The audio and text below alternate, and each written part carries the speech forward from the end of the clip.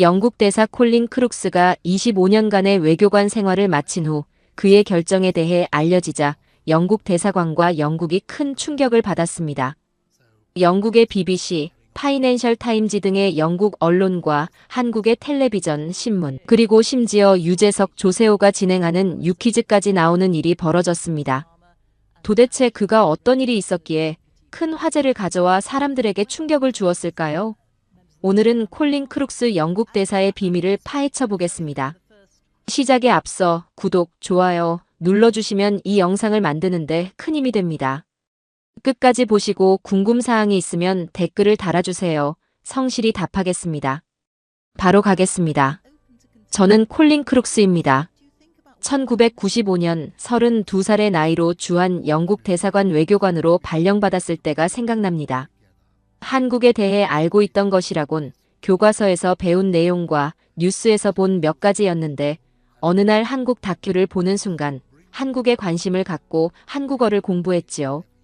그 후 외교관 시험을 거친 후 한국에 오게 됐어요. 김포공항에 내리던 그 순간을 아직도 생생히 기억하고 있습니다. 어서 오세요. 영국에서 오셨죠? 날씨가 좋네요. 공항 직원의 유창한 영어에 먼저 놀랐습니다. 그리고 바로 다음 순간 눈앞에 펼쳐진 사람들의 빠른 걸음걸이에 또 한 번 놀랐죠. 여기 사람들은 왜 이렇게 빨리 걸어요? 제가 동행한 선배 외교관에게 물었습니다. 한국 사람들은 항상 바쁘답니다. 빨리빨리 문화라고 하죠. 처음 본 서울은 활기가 넘쳤습니다. 질서정연한 거리, 높이 솟은 빌딩들, 그리고 어디를 가든 분주히 움직이는 사람들이 인상적이었어요. 당시 영국과 비교했을 때 한국은 아직 선진국 반열에 오르지 못했지만 모든 것이 빠르게 성장하는 모습이 느껴졌습니다. 호텔로 가는 길, 무거운 짐을 들고 계단을 오르던 할머니가 계셨어요. 저는 자연스럽게 다가가 짐을 들어드렸습니다. 할머니는 처음엔 당황하셨지만 곧 환한 미소를 지으셨죠. 그때 택시 기사가 다가왔습니다. 외국 손님이 우리 어르신을 도와주는군요. 고맙습니다. 그 택시 기사분이 바로 장 사장님이었습니다. 그분은 제게 명함을 건네며 말씀하셨어요. 서울에서 도움 필요하면 연락하세요. 말을 마치고 할머니를 모시고 갔어요. 그날 이후로 장 사장님은 제 첫 한국 친구가 되었습니다. 그분을 통해 저는 진짜 한국을 만났어요. 형식적인 외교 행사가 아닌 소박한 시장통과 골목길, 작은 식당에서 만난 한국 사람들은 겉으로 보이는 것과 달랐습니다. 한국 사람들은 정직하고 정이 많아요. 장 사장님이 자랑스레 말씀하셨죠. 우리는 어려울 때 서로 돕는 민족입니다. 처음에는 그저 외교관으로서의 임무라 생각했습니다. 특히 기억에 남는 건 비 오는 날 우산을 나눠 쓰자며 다가온 낯선 아주머니였습니다. 런던에서는 상상할 수 없는 일이었어요. 그때 저는 이 나라가 특별하다는 것을 느꼈습니다. 대사관에서의 첫 몇 달은 쉽지 않았어요. 낯선 문화, 다른 업무 방식에 적응하느라 고생했죠. 하지만 한국 직원들의 헌신적인 도움으로 점차 자리를 잡아갔습니다. 그들의 부지런함과 책임감에 매일 감탄했어요. 영국보다 한국이 더 빠르게 변하고 있어요. 저는 본국에 보내는 보고서에 이렇게 썼습니다. 아무도 믿지 않았지만 저는 확신했어요. 이 나라는 분명 놀라운 일을 해낼 것이라고요. 1999년 제 인생에서 가장 중요한 순간이 찾아왔습니다. 엘리자베스 2세 여왕의 한국 방문이 결정된 것이죠. 본래 제 한국 근무는 3년으로 예정되어 있었지만 여왕 방문을 준비하기 위해 연장을 자청했습니다. 크룩스님, 당신이 의전 실무 총괄을 맡게 되었습니다. 대사님의 말씀에 가슴이 두근거렸어요. 영국인으로서 자국 여왕을 한국에서 모시는 일, 그보다 영광스러운 임무가 있을까요? 준비 과정은 녹록지 않았습니다. 한영 양국의 문화적 차이로 인한 오해와 충돌이 빈번했어요. 영국식 의전과 한국식 의전 사이에서 조율하는 일은 마치 외줄타기와 같았습니다. 국악 공연 준비도 만만치 않았어요. 국악은 서양 귀에 익숙하지 않은 리듬과 음계를 가지고 있었죠. 리허설 중 큰 문제가 발생했습니다. 공연 시작 직전 가야금 명인의 악기줄이 끊어진 겁니다. 10분 안에 공연이 시작됩니다. 어떻게 해야 하죠? 모두가 당황한 그 순간 젊은 스태프가 재빠르게 행동했어요. 제 차에 여분의 줄이 있습니다. 가져올게요. 그는 주차장까지 달려가 곧바로 돌아왔습니다. 가야금 명의는 놀라운 속도로 줄을 교체했고 정확히 예정된 시간에 공연이 시작됐어요. 아슬아슬한 순간이었지만 위기를 막은 그 스태프의 준비성과 침착함에 감탄했습니다. 경복궁 현판 앞에서 펼쳐진 국악 공연은 전 세계 생중계되었습니다. 궁궐의 웅장함과 국악의 깊은 울림이 어우러진 그 순간 카메라가 여왕님의 얼굴을 비췄어요. 여왕님의 눈시울이 붉어진 것을 보고 저도 모르게 눈물이 났습니다. 이 음악은 천년의 역사를 담고 있군요. 공연 후 여왕님이 국악 연주자들에게 건넨 말씀입니다. 그날 영국 언론들은 한국의 전통 음악과 문화에 감동한 여왕님의 모습을 크게 보도했어요. 여왕님은 한복의 아름다움에도 감탄하셨습니다. 전통 의상 소개 자리에서 여왕님은 직접 한복 저고리의 섬세한 자수를 만져보며 감탄을 금치 못하셨어요. 이런 아름다움은 영국의 왕실 의상에서도 보기 드물군요. 그 말씀에 통역을 맡은 한국인 직원이 너무 감격해 목소리가 떨렸습니다. 저도 그 옆에서 뭉클한 마음을 감출 수 없었죠. 방문 일정 중에 여왕님은 한국전쟁 참전 영국군 기념비도 찾으셨습니다. 그곳에서 한 노인이 다가왔어요. 그는 영국군의 도움으로 목숨을 구한 한국인이었습니다. 여왕님과 그 노인의 만남은 그 어떤 외교적 행사보다 감동적이었어요. 우리는 잊지 않았습니다. 영국의 도움을. 노인의 떨리는 목소리가 지금도 귓가에 생생합니다. 여왕님의 방안은 대성공이었습니다. 한영 관계는 더욱 돈독해졌고 저는 양국을 이어주는 역할에 자부심을 느꼈어요. 그리고 무엇보다 이 경험을 통해 한국에 대한 저의 애정이 더욱 깊어졌습니다. 방문 마지막 날 여왕님은 저에게 말씀하셨어요. 크룩스, 당신이 한국을 사랑하게 된 이유를 이제 알겠소. 그 말씀이 제 인생의 방향을 바꾸는 전환점이 될 줄은 그때 미처 몰랐습니다. 여왕님의 방한 일정 중 가장 기억에 남는 곳은 안동 하회마을이었습니다. 역사와 전통이 고스란히 살아 숨쉬는 그곳은 처음 방문했을 때부터 제 마음을 사로잡았어요. 기와지붕 한옥들이 둥글게 모여있고 강이 마을을 감싸 안은 모습은 마치 동양화 한 폭을 보는 듯 했습니다. 이곳은 마치 시간이 멈춘 듯한 곳이군요. 여왕님의 말씀에 저도 고개를 끄덕였죠. 하회마을 방문 중 가장 화제가 된 순간은 여왕님이 한옥에서 한복을 갈아입고 나오신 것이었습니다. 우아한 자태로 한복을 입은 여왕님의 모습에 모든 사람들이 탄성을 질렀어요. 여왕님께서는 전통 한옥에 들어가기 전 구두를 벗으시는 겸손함도 보여주셨습니다. 전통을 존중하는 것은 외교의 기본입니다. 여왕님의 그 말씀이 전 세계에 울려 퍼졌어요. 이 모든 장면은 전 세계로 생중계되었습니다. 영국을 비롯한 세계 각국의 언론들은 한국의 아름다운 전통 문화와 여왕님의 존중하는 모습을 큰 화제로 보도했어요. 한복의 우아함과 한옥의 고풍스러운 아름다움에 세계가 놀라워했습니다. 한국의 전통이 이렇게 아름답다니 정말 놀랍습니다. 여왕님의 이 한마디가 한국 문화를 세계에 알리는데 큰 역할을 했어요. 그날 하회마을에서 본 전통 탈춤은 제 영혼을 흔들어 놓았습니다.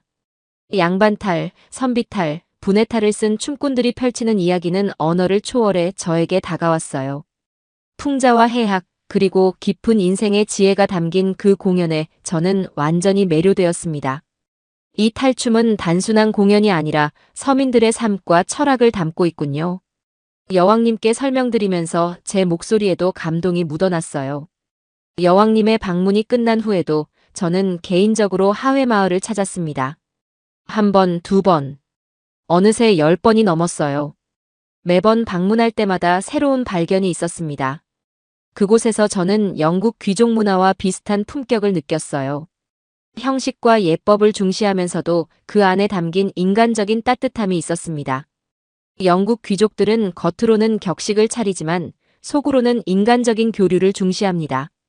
하회마을에서도 같은 정신을 느낄 수 있어요. 제가 한국 동료들에게 자주 하던 말입니다. 가장 특별한 인연은 하회탈 장인과의 만남이었습니다. 80세가 넘은 그분은 마을에서 약간 떨어진 곳에 홀로 살고 계셨어요. 사람들은 그를 노장이라 불렀습니다. 처음에는 외국인인 저를 경계하셨지만 제가 진심으로 하회탈에 관심을 가지고 있다는 것을 아시고는 마음을 열어주셨어요. 탈은 얼굴이 아니라 영혼이요. 노장의 말씀이 지금도 제 가슴에 깊이 새겨져 있습니다. 노장은 저에게 하회탈의 역사와 의미를 하나하나 가르쳐 주셨어요. 양반탈의 눈썹 하나, 각시탈의 입술 하나에도 깊은 의미가 담겨 있다는 사실에 놀랐습니다.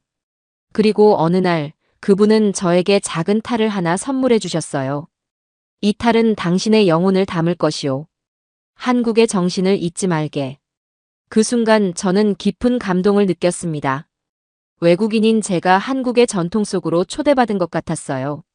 노장과 함께 보낸 시간들은 제 인생에서 가장 소중한 기억 중 하나입니다. 하회마을에서의 또 다른 감동은 서당에서 글을 배우는 아이들이었습니다. 한복을 입고 앉아 붓글씨를 쓰는 모습이 얼마나 아름다웠는지 모릅니다. 그들이 부르는 천자문 소리는 마치 음악처럼 들렸어요. 우리 아이들이 전통을 배우는 것은 뿌리를 알게 하는 일입니다.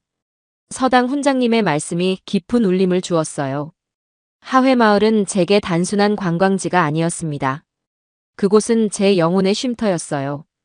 바쁜 외교 업무와 서울의 빠른 리듬에 지칠 때면 저는 하회마을을 떠올리며 마음의 평화를 찾곤 했습니다.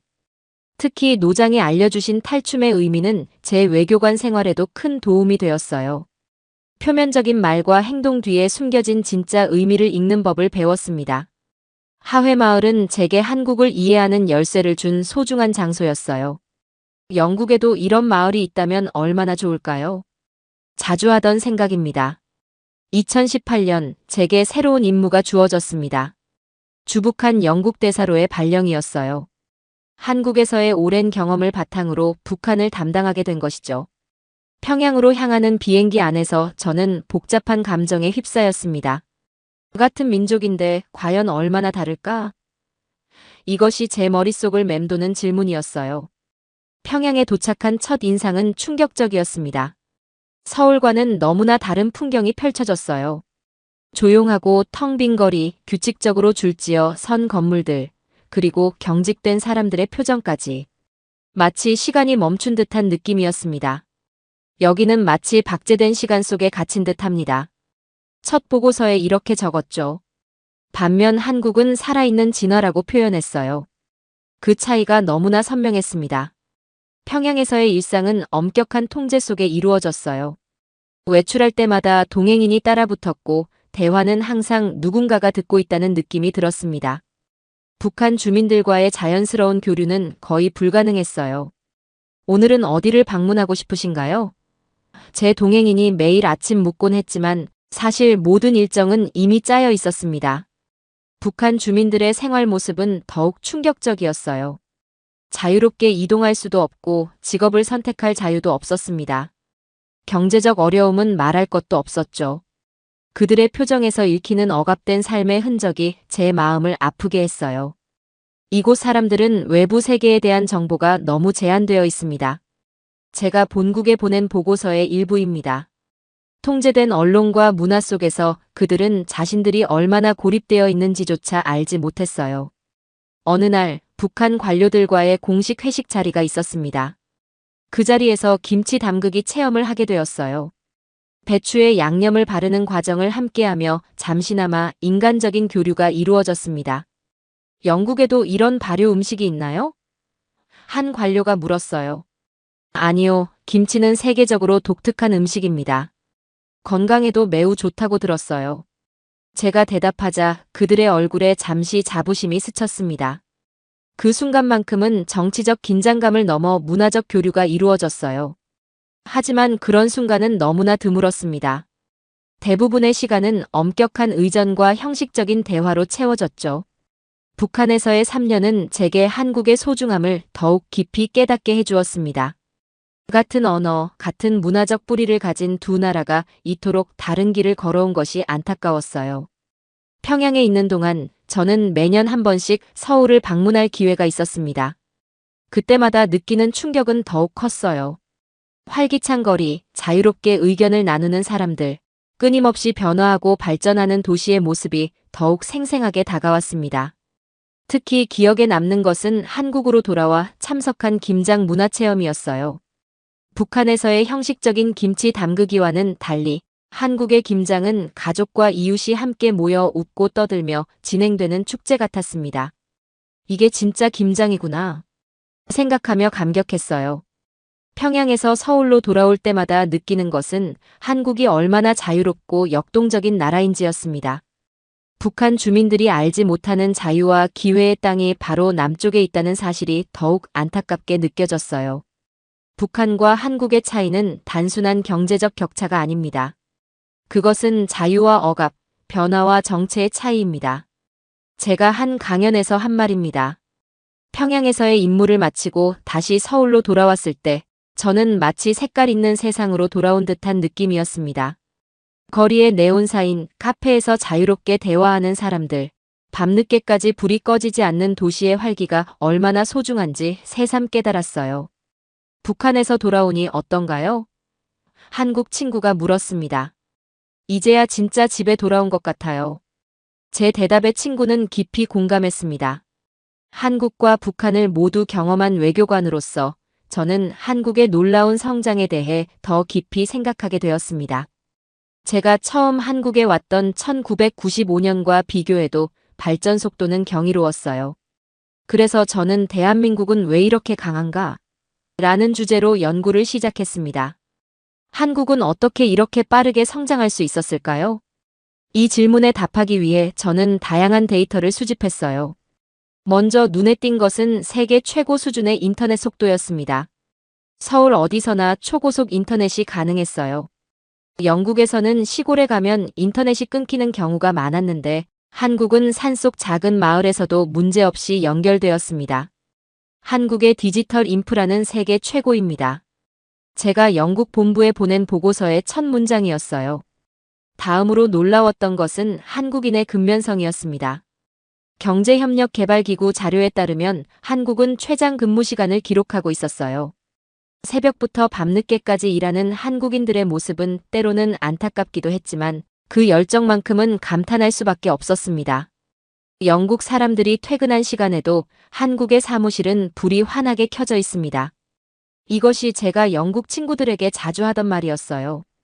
또한 교육에 대한 헌신도 인상적이었습니다. 학부모들이 자녀 교육을 위해 기꺼이 희생하는 모습, 밤늦게까지 공부하는 학생들의 모습은 한국의 미래를 밝게 만드는 원동력이었어요. 한국의 교육열은 세계 어느 나라와도 비교할 수 없습니다. 제가 한 강연에서 언급한 내용입니다. 한편 문화적인 측면에서 한국의 성장은 더욱 놀라웠어요. 제가 처음 한국에 왔을 때만 해도 한국 문화는 세계적으로 크게 주목받지 못했습니다. 하지만 지금은 어떤가요? 방탄소년단은 세계 음악 차트를 석권하고 한국 영화는 아카데미상을 받으며 세계를 놀라게 했습니다. 한국은 이제 문화 강국입니다. 누가 상상이나 했을까요? 이 말을 할 때마다 저는 진심으로 감탄했어요. 기술 분야에서의 성취도 놀라웠습니다. 반도체, 스마트폰, 자동차 등 한국 기업들은 세계 시장을 선도하고 있었어요. 특히 팬데믹 시기에 보여준 K-방역은 세계의 주목을 받았습니다. 위기 속에서도 혁신을 멈추지 않는 나라, 그것이 바로 한국입니다. 제가 국제포럼에서 한 말이에요. 그러나 이런 모든 성과 중에서도 가장 감동적인 것은 한국인들의 정신이었습니다. 코로나 시기 마스크가 부족할 때 시민들이 서로 나누는 모습을 보고 저는 눈물을 흘렸어요. 대구에서 코로나가 심각할 때 전국에서 의료진들이 자원해서 달려온 이야기는 제 가슴을 뭉클하게 했습니다.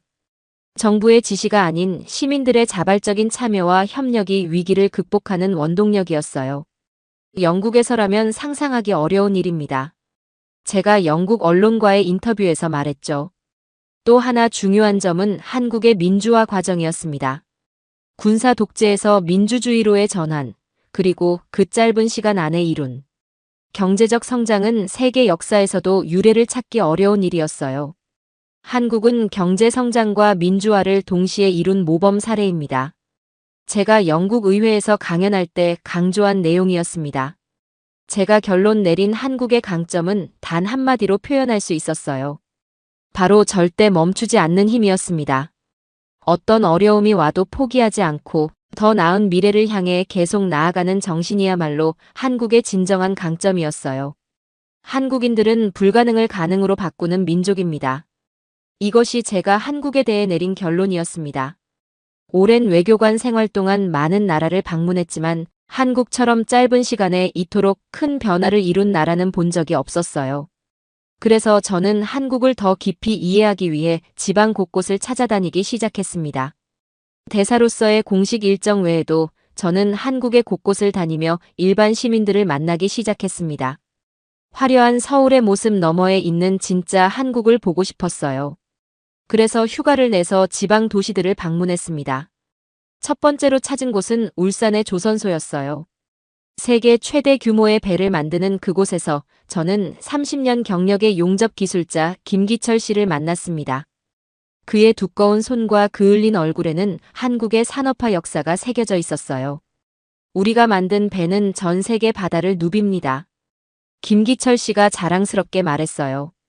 처음 이 일을 시작했을 때는 작은 어선밖에 못 만들었는데 지금은 세계 최대 유조선을 만듭니다. 저녁에 함께한 소주 한 잔에서 그의 인생 이야기를 들었습니다. 가난한 농촌에서 태어나 15살에 조선소에 취직해 지금까지 한 길을 걸어온 이야기였어요. 그의 자녀들은 모두 대학을 나와 엔지니어와 의사가 되었다고 했습니다. 대사님, 우리나라 좀 잘 봐주쇼. 취기가 오른 김기철 씨의 눈에 눈물이 고였어요. 우리도 처음부터 잘 살았던 게 아닙니다. 피와 땀으로 여기까지 왔어요. 그 말에 저도 마음이 뭉클해졌습니다. 한국의 발전 뒤에는 김기철 씨 같은 수많은 사람들의 헌신이 있었던 거죠. 다음으로 찾은 곳은 전라남도의 작은 보건소였습니다. 30년간 같은 마을에서 주민들의 건강을 돌본 박미자 간호사님을 만났어요. 그녀의 하루는 새벽 5시에 시작해 밤 10시에 끝났습니다. 아픈 사람이 있으면 언제든 달려갑니다. 박미자 간호사님이 말했어요. 여기는 의사가 부족해서 제가 할 일이 많습니다. 그녀가 보여준 환자 수첩에는 마을 주민 모두의 건강 기록이 꼼꼼히 적혀 있었습니다. 누가 언제 어떤 약을 먹어야 하는지, 누구에게 어떤 질환이 있는지 모두 외우고 있었어요. 간호사님 덕분에 살았다는 사람이 몇 명이나 되나요? 제가 물었습니다. 그런 건 세지 않아요. 그저 제 일을 할 뿐입니다. 그녀의 겸손한 대답이 더욱 감동적이었어요. 세 번째로 만난 사람은 서울역에서 일하는 이진수 청소 노동자였습니다. 매일 새벽 4시부터 역사를 청소하는 그분은 이제 65이었어요. 깨끗한 역이 외국인들에게 첫인상입니다. 이진수 씨가 말했습니다. 나라의 얼굴을 닦는다고 생각하면 힘들지 않아요. 그의 자부심 가득한 모습이 인상적이었습니다. 어떤 일을 하든 최선을 다하는 모습, 그것이 한국인의 정신이었어요. 가장 감동적인 만남은 대구의 한 교회에서 이루어졌습니다. 그곳에서는 매주 일요일 노숙자들을 위한 무료 급식이 이루어지고 있었어요. 80세가 넘은 할머니부터 중학생들까지 자원봉사자들이 함께 일하는 모습이 아름다웠습니다. 우리 교회는 20년 전부터 이 일을 해왔어요. 김 목사님이 설명했습니다. 모든 수익금은 사회에 환원합니다. 저는 한국 교회의 사회봉사 정신에 깊은 감명을 받았어요. 매년 열리는 바자회를 통해 모은 돈으로 해외 선교사들을 지원하고 지역 아동센터를 운영하는 모습이 인상적이었습니다. 기독교 정신으로 이웃을 돕는 것이 우리의 사명입니다. 김 목사님의 말씀이 진심으로 느껴졌어요. 이런 만남들을 통해 저는 깨달았습니다. 진짜 한국은 화려한 뉴스 헤드라인이 아니라 이런 평범한 사람들의 삶 속에 있었어요. 그들의 헌신과 노력이 한국을 오늘날의 강국으로 만든 원동력이었습니다. 뉴스에 나오는 한국은 단편적입니다. 진짜 한국의 힘은 이런 숨은 영웅들에게 있어요. 제가 한 강연에서 한 말입니다. 특히 인상적이었던 것은 이들 모두가 가진 교육에 대한 열정이었습니다. 조선소 용접공 김기철 씨도 시골 간호사 박미자 씨도 모두 자녀들의 교육을 위해 희생을 마다하지 않았어요. 우리 세대는 못 배워서 힘들었습니다. 다음 세대는 더 나은 세상에서 살았으면 좋겠어요. 이것이 그들 모두의 공통된 바람이었습니다. 이런 만남들을 통해 저는 한국인들의 정신적 깊이를 더 이해하게 되었어요. 겉으로 보이는 경제적 성공 너머에는 끈질긴 인내와 희생, 그리고 더 나은 미래에 대한 믿음이 있었습니다. 한국의 진정한 보물은 이런 평범한 영웅들입니다.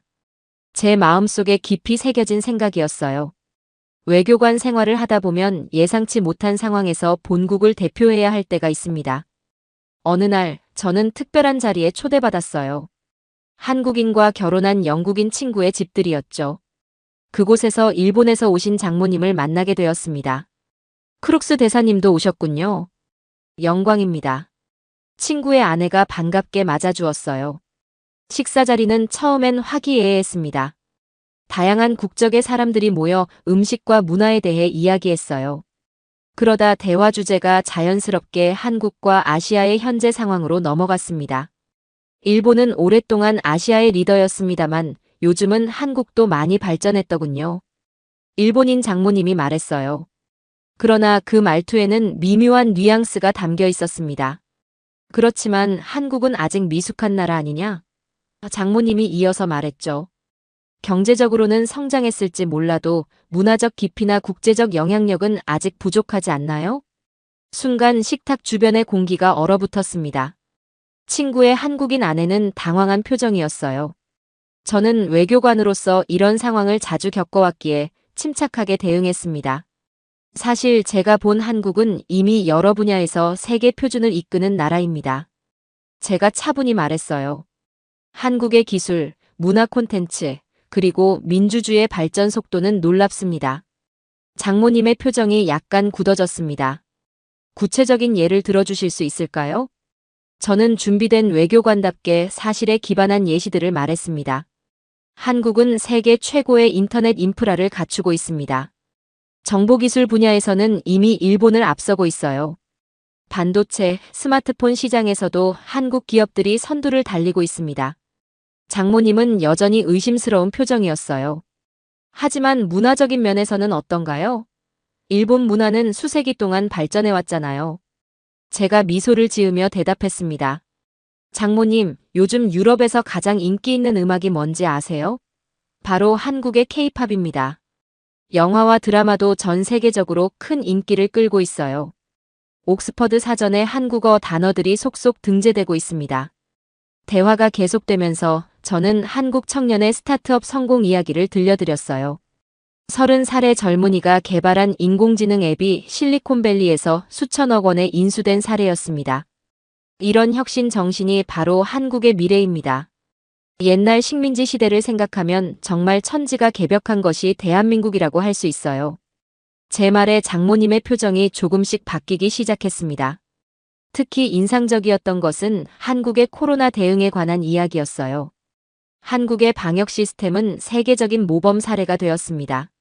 마스크 공급, 검사 체계, 그리고 투명한 정보 공개까지 많은 선진국들이 한국의 방식을 배우고 있어요. 장모님이 잠시 생각에 잠기더니 말했습니다. 사실 우리 일본 젊은이들도 요즘 한국 문화에 많이 빠져 있긴 해요. 제 손녀도 한국 아이돌 팬이랍니다. 대화의 분위기가 부드러워졌어요. 저는 한국과 일본이 서로 배울 점에 대해 이야기했습니다. 두 나라는 경쟁자이기도 하지만 함께 협력한다면 아시아뿐 아니라 세계를 선도할 수 있을 것입니다. 장모님의 눈빛이 변했어요. 크룩스 대사님, 솔직히 말해주셔서 감사합니다. 저도 한국에 대해 다시 생각해 볼 필요가 있겠네요. 식사가 끝나갈 무렵 장모님은 의외의 질문을 던졌습니다.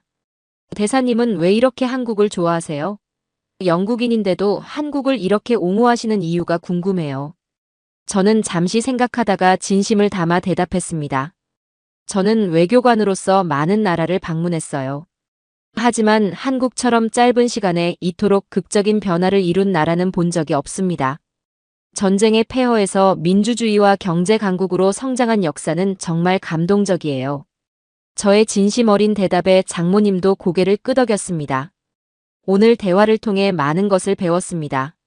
다음에 한국을 방문할 기회가 있다면 대사님이 말씀하신 그 모습을 직접 보고 싶네요.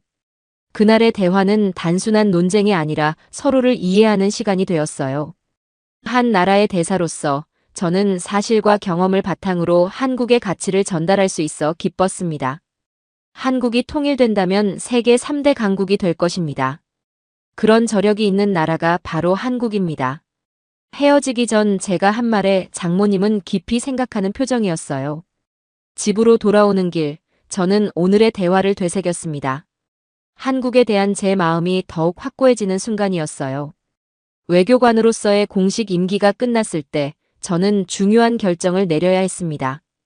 대부분의 외교관들은 임무를 마치면 자국으로 돌아가거나 다른 국가로 발령받습니다. 하지만 저는 다른 선택을 했어요.